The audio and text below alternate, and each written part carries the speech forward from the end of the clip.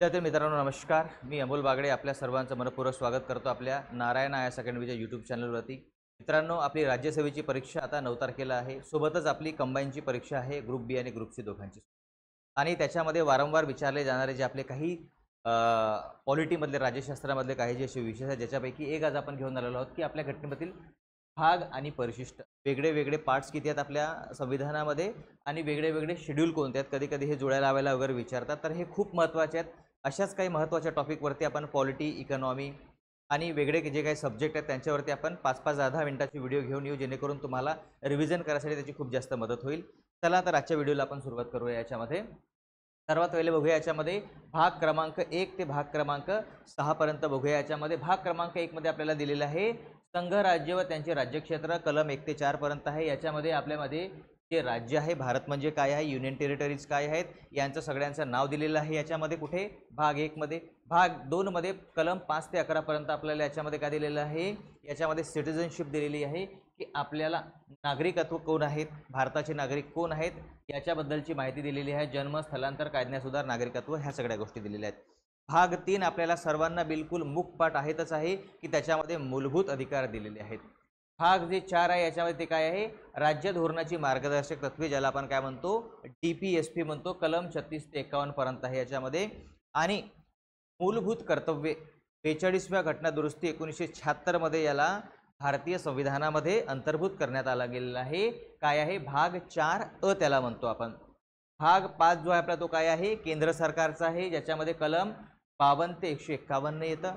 सोबतच त्याच्यामध्ये 6वा जो भाग आहे तो राज्य सरकाराचा आहे. तर आता सुरुवातीची ही जी आहे त्याच्यामध्ये मूलभूत कर्तव्यापर्यंत, त्याच्यानंतर आपण सरळ केंद्र सरकार आणि राज्य सरकार याच्यावरती येऊन जायचं. हे 6 याच्यापर्यंत क्लिअर आहे. याच्यामध्ये भाग जो आपला 7 ते भाग 10 पर्यंत बघा. याच्यामध्ये भाग 7 जे आहे रद्द केलेले आहे, ज्याच्यामध्ये कलम 238 होतं. याच्यामध्ये जे राज्य होते राज्यांची पुनर्रचना करण्यात आली, 7वी घटना दुरुस्ती करण्यात आली. त्या 7व्या घटना दुरुस्तीमुळे हा जो भाग 7वा आहे हा करण्यात आला, रद्द करण्यात आला. त्याच्यामध्ये 8वा जो आहे तो आहे केंद्रशासित प्रदेश आहे, ज्याच्यामध्ये कलम 239 ते 241 पर्यंत आहे. याच्यामध्ये वेगळे वेगळे जे आपले केंद्रशासित प्रदेश आहेत, जसं की दिल्ली झालं, दमन आणि दीव झालं, अंदमान निकोबार झालं, यांच्याशी संबंधित याच्यामध्ये गोष्टी दिलेल्या आहेत. भाग जो आपला 9 आहे तो आहे पंचायत राजचा, याच्यामध्ये ज्याच्यामध्ये ग्रामसभा, पंचायत रचना, निवडणूक या सर्व गोष्टी करण्यात आलेल्या आहेत. 73वी आणि 74वी जी घटना दुरुस्ती आहे त्यानुसार आपला भाग 9 याच्यामध्ये लिहिलेला आहे. आता याच्यामध्ये बघा काय आहे, भाग 9 आहे जो नागरी स्थानिक संस्था आहे, कलम 243 ते 243 ZG पर्यंत. याच्यामध्ये नगरपालिका, नगरपरिषद आणि महानगरपालिका आहे. आणि हा जो भाग आहे याच्यामध्ये कोणता, भाग 9B हा कशामध्ये आहे, हा सहकारी संस्था आहे. आणि हा जो भाग दिलेला आहे हा 97वी जी घटना दुरुस्ती आहे 2011, ज्याच्यामध्ये कोऑपरेटिव्ह सोसायटीज आहेत यांना सुद्धा फॉर्मेशन ऑफ कोऑपरेटिव्ह सोसायटी, सहकारी संस्था स्थापन करणे हा सुद्धा एक मूलभूत अधिकार करण्यात आला 2011 मध्ये. त्यावेळी हा भाग याच्यामध्ये काय करण्यात आला आहे, ऍड करण्यात आलेला आहे. लक्षात ठेवा, कलम 243 ZH ते 243 ZT. आपला जो 10वा भाग आहे त्याच्यामध्ये काय आहे, अनुसूचित क्षेत्र आहे. 244 ते 244 आदिवासी क्षेत्रासाठी विशेष तरतुदी केलेल्या आहेत. त्याच्यामध्ये कलम 7 ते कलम 10. कलम 7 ऑलरेडी रद्द करण्यात आलेला आहे याच्यामध्ये. त्याच्यानंतर आहे आपलं त्याच्यानंतर भाग आहे 11 ते भाग 15 पर्यंत आहे. 11 मध्ये काय आहे, केंद्र राज्य संबंध दिलेले आहेत, कलम 245 ते 243 पर्यंत दिलेला आहे. याच्यामध्ये भाग 12 मध्ये महसूल आणि वित्त, रेव्हेन्यू आणि फिनान्स दिलेला आहे. याच्यामध्ये कलम 264 ते 300 पर्यंत दिलेला आहे. भाग 13 जो दिलेला आहे व्यापार, वाणिज्य आणि आंतरराज्य संबंध दिलेला आहे. याच्यामध्ये इंटरट्रेड कॉमर्स हा जो भाग आहे आपल्याला कधी कधी जोड्या लावायसाठी विचारतात की आपण वेगळ्या वेगळ्या संविधानामधून काय केलेलं आहे, भारतामध्ये उसनं घेतलेलं आहे, त्यांचे ते बॉरो केलेलं आहे. तर हा जो भाग आहे हा आपण कुठून केलेला आहे, हा कॉन्करंट लिस्ट आपल्या याच्यामध्ये ऑस्ट्रेलियाच्या संविधानामधून केलेला आहे याच्यामध्ये. त्याच्यानंतर भाग जो आपला 14 आहे त्याच्यामध्ये काय आहे, लोकसेवा, पब्लिक सर्व्हिसेस आहेत, कलम 308 ते 324 आहे. याच्यामध्ये जे आपल्या ऑल इंडिया सर्व्हिसेस आहेत IAS IPS यांचं याच्यामध्ये दिलेलं आहे.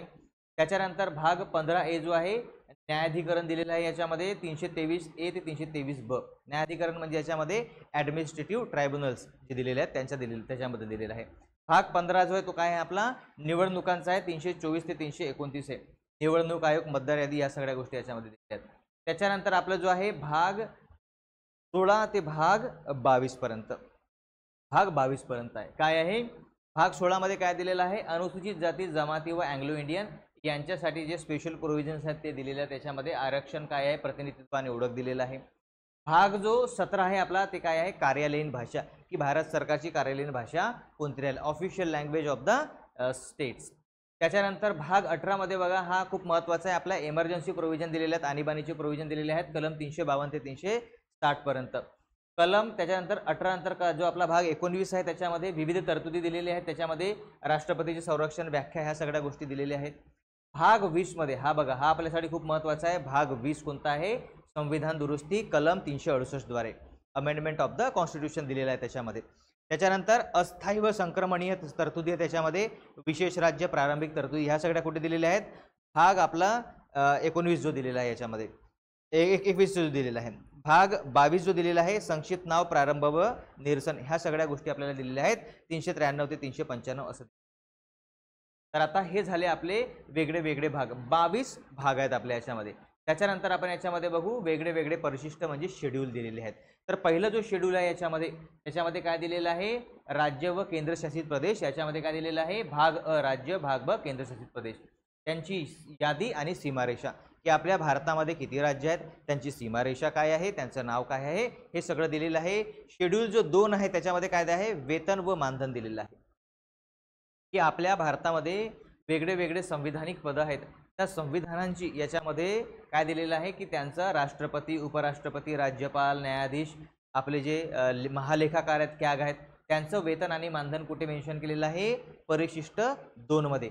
परिशिष्ट 3 मध्ये काय आहे? पदग्रहण करत असताना ज्यांना शपथ घ्यावी लागते, ज्याच्यामध्ये सुप्रीम कोर्ट, हायकोर्टचे न्यायाधीश झाले, त्याच्यामध्ये MP झाले म्हणजे आपले आमदार झाले, खासदार झाले, किंवा जे सदस्य आहेत जे आता आमदार होणारे आहेत इलेक्शनच्या वेळी, त्यांना सुद्धा शपथ ग्रहण करावे लागते. आणि कॅग जितक्याही संविधानिक संस्था आहेत आपल्या, त्याच्यामध्ये फक्त महालेखाकार यांना सुद्धा काय घ्यावी लागते? फक्त शपथ घ्यावी लागते. बाकी कोणतीही संविधानिक जी संस्था आपल्याकडे, इलेक्शन कमिशन आहे, national commission for human rights आहे, यांना असं सेपरेट काही पदं याच्यामध्ये शपथ घ्यावी लागत नाही. फक्त जे आपले महालेखाकार आहेत त्यांना शपथ घ्यावी लागते. त्याच्यानंतर याच्यामध्ये बघा परिशिष्ट 4 मध्ये काय आहे? राज्यसभा जागांचे विवरण केलेलं आहे. काय केलेलं आहे? आपलं जे 4थं शेड्यूल आहे त्याच्यामध्ये, जसं आता महाराष्ट्रामध्ये किती आहेत? 19 जागा आहेत राज्यसभामध्ये. उत्तर प्रदेशमध्ये 31 जागा आहेत. परिशिष्ट 5 मध्ये काय आहे? भारतातील अनुसूचित जाती व जमाती, त्याला काय म्हणतो आपण? अनुसूचित जाती व जमातींची याची राज्यनिहाय विभागणी केलेली आहे. परिशिष्ट 6 मध्ये ईशान्य भारतातील याच्यामध्ये जे 4 राज्य आहेत ज्यांना आपण AMTM म्हणतो, आसाम, मेघालय, त्रिपुरा आणि मिझोरम, या 4 राज्यांचा समावेश परिशिष्ट 6 मध्ये शेड्यूल 6 मध्ये केलेला आहे. लक्षात ठेवायचं, AMTM आसाम, मेघालय, मणिपूर आणि त्रिपुरा, ठीक आहे.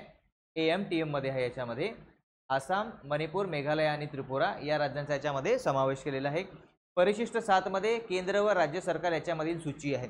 तर आता याच्यामध्ये केंद्रामध्ये किती आहेत? 100 सब्जेक्ट आहेत, राज्यामध्ये काही सब्जेक्ट आहेत त्याच्यामध्ये, आणि समवर्ती सूची आहे. याची सूचीसाठी मी एक वेगळं लेक्चर घेऊन येईन, त्याच्यामध्ये आपण याच्यामध्ये बघूया की वेगळं वेगळं त्याच्यामध्ये किती किती सूची आहेत आणि आधी किती होत्या.